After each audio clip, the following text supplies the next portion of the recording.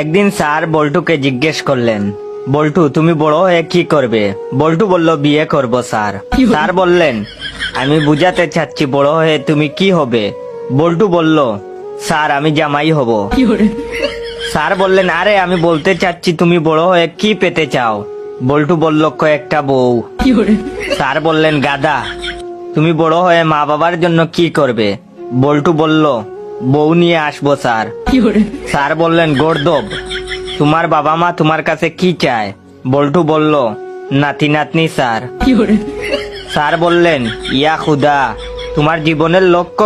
বল্টু বলল, স্যার আমার জীবনের লক্ষ্য একটাই, বিয়ে করা।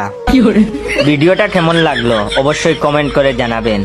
আর আমার জীবনের একটাই লক্ষ্য, যদি এই ভিডিওটা দেখে আপনাদের হাসি আসে তাহলে আমার এই ভিডিওটা আপনার 10 জন বন্ধুকে শেয়ার করবেন, কারণ লাইক কমেন্ট শেয়ার না আসলে ফানি ভিডিও বানানোর আগ্রহ থাকে না। অবশ্যই আমার এই ভিডিওতে 10,000 লাইক 500 কমেন্ট কমপ্লিট করে দিবেন সবাই। ধন্যবাদ।